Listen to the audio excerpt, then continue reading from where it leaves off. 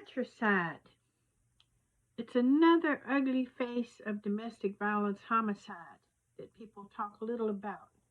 Here's an example for you. It's on the increase. Less than 3 weeks ago, a 21-year-old son traveled for 3 hours to homicide his mother, who had done him no harm by his own admission. A nice teacher, middle class family. The boy, the 21-year-old, the man, the murderer, was a class valedictorian attending college, and he decided that he was going to unalive his mother on the drive, so he said. And that is exactly what he did the minute she opened the door. 70 stab wounds when she was excitedly saying hello to her beloved younger son. And his reason. She made him mad. She irritated him sometimes. Now, it doesn't tell you a lot, but it tells you that this is a toxic, entitled, enabled child who may not have been enabled by his parents. He enabled himself, no doubt. And yes, mental health sometimes plays a big role, but that is not the main reason. Evil is not created by mental illness. The mentally ill can be evil just like normal people. The two are separate. And there's a big difference. I know this for a fact. I raised 5 children, and one almost unalived me in 2017. He is still in a forensic hospital similar to Arkham in Batman for the criminally insane, quote. Forensic hospital that you cannot leave because of a felony violent offense. And why? Did I do him wrong? Did I mistreat him, call him names, pressure him, allow him to do things he shouldn't do? No. He was almost identical to this young man, extremely intelligent, attending college, etc. The two were very similar. So naturally, those years ago, 2017, I did a lot of processing. And I'm a former counselor. Psychology is my field. So here's what I found. Matricide, patricide, familicide, infanticide, all are homicides that fall within the domestic violence realm. They're all on the increase. And I do believe it's because of an inherent cultural identity crisis among those who feel like they're outed. They feel like they don't have enough. They feel like they should have more. They feel so toxically entitled that they feel that if they're challenged or bettered or one-upped, that their only option is to take revenge, even upon people who are innocent. And another word for that we all use is evil. It's evil when you practice this in your own mind. You practice it in your heart. In the case I mentioned before, the young man admitted he had wanted to unalive his mother for years. Sounds like after he left for college. Perhaps he didn't want to be pressured to do better with his life. And one-upped by a mother who was a well-renowned local teacher. And by a family who were, by his own admission during his valedictorian speech, perfect. They all did well. They were good people. Everyone loved them. Perhaps he could not achieve the same thing. And yes, personality disorders are usually involved, but remember, personality disorders, although they are in the DSM, the Diagnostic and Statistical Manual of Mental Health Issues and Disorders, even though personality disorders are in there, they are not inherited. They are developed. And usually the antisocial personality, divorcing from humankind type personalities, are developed by the person.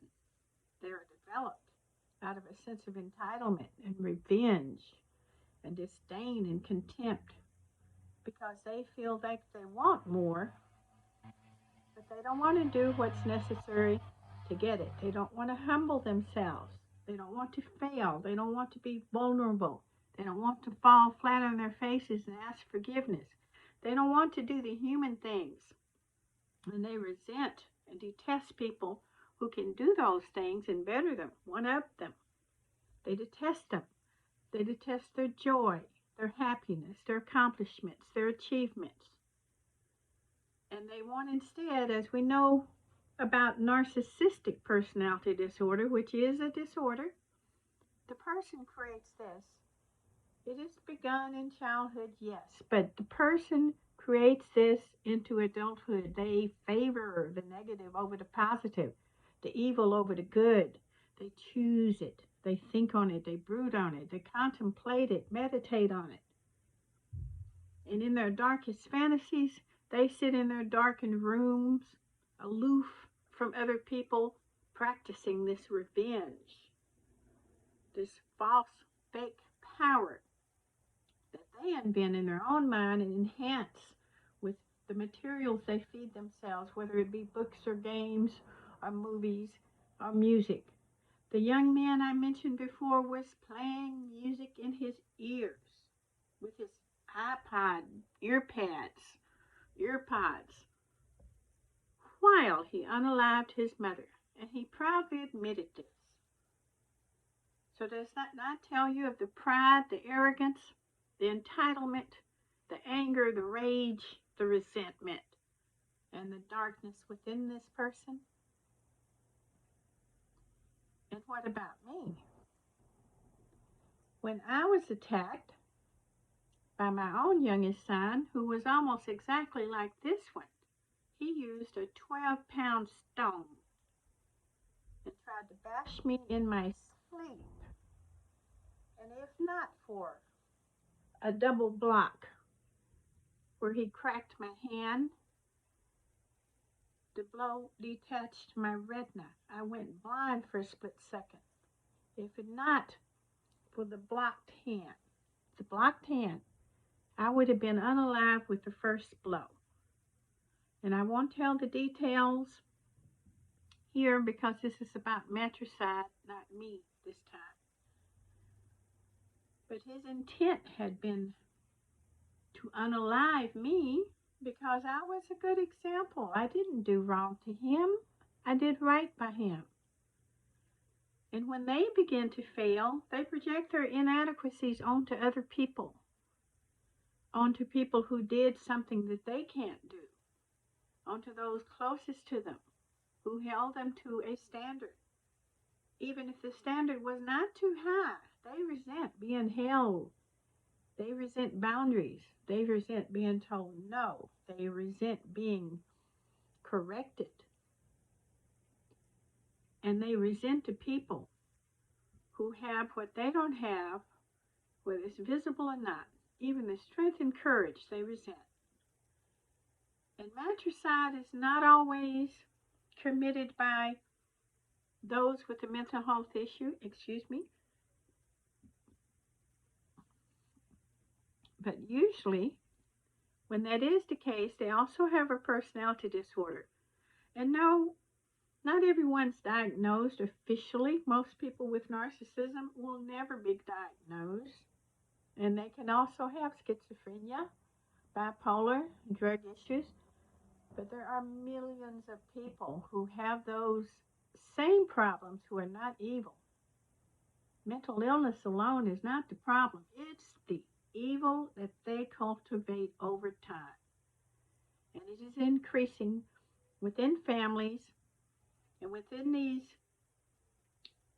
mass attacks upon the public and within the general framework of the mind of these people who are absorbing these ideas.